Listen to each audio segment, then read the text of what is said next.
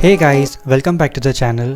सो आज हम बात करने वाले हैं एक ऐसे गिफ्ट के बारे में जो कि सरकार ने फर्स्ट टाइम सभी उन लोगों को दिया है जो कि कोई ना कोई लोन चुका रहे हैं।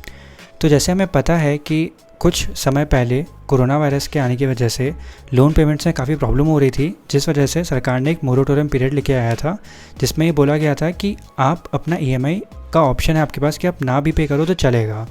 तो इसमें दो कैटेगरी के लोग थे। एक तो वो लोग थे जिन्होंने लोन प्रॉपरली पे किया, अपनी ईएमआई सारी पे की। दूसरे कुछ लोग वो भी थे जिन्होंने अपनी ईएमआई उस टाइम पे नहीं की थी। तो वहाँ पे एक बहुत बड़ा इशू आ रहा था कि जो इंटरेस्ट पे इंटरेस्ट चार्ज होगा, क्या वो पे करना पड़ेगा या नहीं पे करना पड़ेगा। तो उसके रेफरेंस में भी अच्छा न्यूज़ आया कि उनको इंटरेस्ट पे नहीं करना। लेकिन इसकी वजह से ये एक नुकसान हो रहा था उन लोगों को जिन्होंने अपनी ईएमआईज़ प्रॉपरली टाइम पे ऑनर की, जिन्होंने अपनी सारी की सारी ईएमआईज़ टाइम पे दी। तो सरकार उनके लिए भी काफ़ी अच्छा बेनिफिट लेके आई है। इसमें compound interest minus simple interest का सरकार आपको कैशबैक की तरह एक तोहफा देने वाली है। इसमें कुछ बहुत इंपॉर्टेंट चीज़ें जो आपको ध्यान में रखनी है कि कौन कौन से प्रकार के लोन इसमें कवर्ड हैं। बट इसमें एक बहुत इंपॉर्टेंट चीज़ है कि जो आपने लोन लिया है वो उन्हीं लोगों से लिया है जो कि आरबीआई के थ्रू रेगुलेट होते हैं। तो चलिए शुरू करते हैं। तो इसमें जैसे लिखा हुआ है कि बैंक्स जो होंगे वो कैशबैक देंगी। इसका बिल्कुल सही मतलब ये है कि 5 नवंबर को बैंक्स आपके अकाउंट में कैशबैक क्रेडिट कर देगा।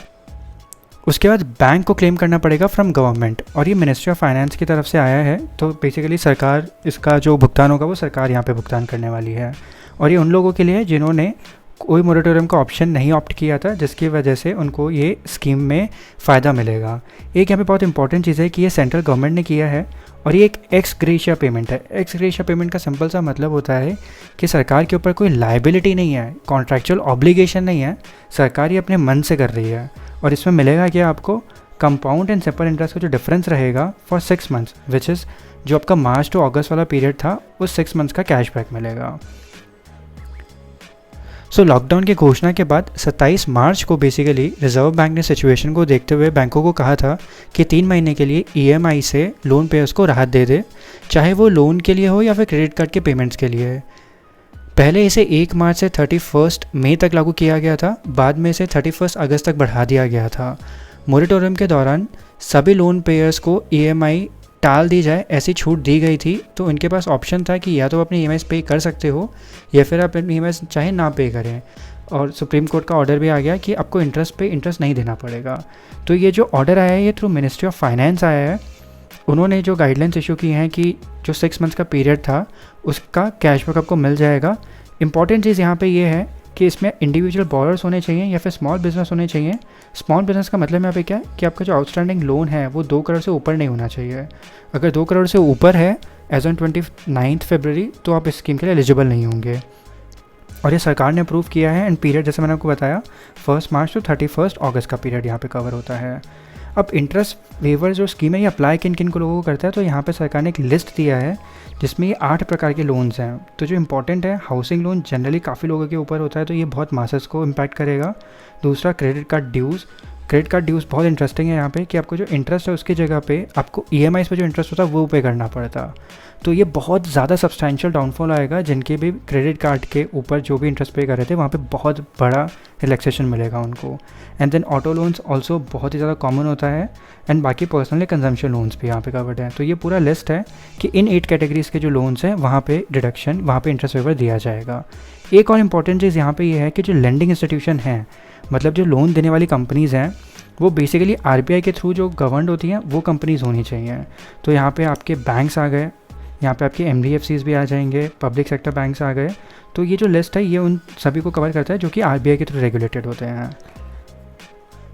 अब क्या की फीचर्स हैं इस इंटरेस्ट वेवर स्कीम के, ये जानना बहुत ज़रूरी है। तो सबसे पहला पॉइंट यही कि पीरियड कौन कौन सा कवर करता है।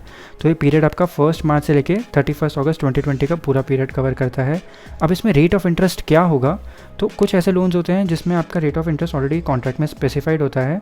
तो वो जो लोन एग्रीमेंट में होगा वो, और कुछ किन किन चीज़ों के रेट्स चेंज होते रहते हैं। तो जो भी रेट आपका प्रिवेल करेगा ऑन 29 फरवरी उसके बेसिस पे सारा का सारा कैलकुलेशन किया जाएगा।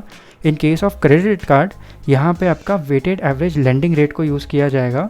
एंड वही सेम रेट होगा जो कि आप अगर आप उसको ईएमआई में कन्वर्ट करवाते तो जो आपका इंटरेस्ट होता वही यहाँ पे आपका इंटरेस्ट रेट यूज़ किया जाएगा। जो कि बहुत फ़ायदे वाली चीज़ है। और 5 नवंबर को आपको अपने बैंक अकाउंट में कैश क्रेडिट मिल जाएगा। इसके लिए आपको कुछ करने की ज़रूरत नहीं है, आपका बैंक ऑटोमेटिकली प्रोसेस करेगा एंड देन बैंक्स को जाके सरकार से मांगना पड़ेगा, जो कि उनका अलग प्रोसेस है। इसमें एलिजिबल कौन कौन है? तो इसमें सारे वो लोग एलिजिबल होंगे जिनका जो लोन अमाउंट है वो अप टू 2 करोड़ रुपीज़ है। और सबसे इम्पॉर्टेंट चीज़ कि वो जो लोन है वो NPA नहीं होना चाहिए। वो लोन जो है वो ऑनर होता हो वैसा सिचुएशन में होना चाहिए। अगर आपका NPA है लोन ऑलरेडी, तो आप इस चीज़ का फ़ायदा यहाँ पे नहीं उठा पाएंगे।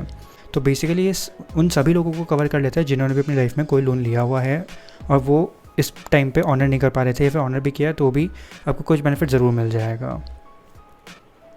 So that's it was a very small short video, because ये बहुत इंटरेस्टिंग था कि फ़र्स्ट टाइम सभी को सरकार ने फ़ायदा दिया। अदरवाइज़ हमने देखा है सरकार की पॉलिसीज़ में या तो टॉप बिजनेसमैन को फ़ायदा ज़्यादा पहुंचाया जाता है या फिर एकदम ही पुअर पीपल को पहुंचाया जाता है।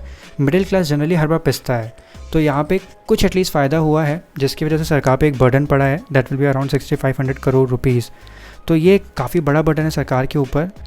अल्टीमेटली हमें से वापस वसूला जाएगा टैक्सेशन के रूप में या किसी और रूप में, बट एक फ़ायदा ज़रूर दिया गया है कि एक हार्डशिप पीरियड में और फेस्टिव सीजन में आपको ज़रूर फ़ायदा दिया गया है।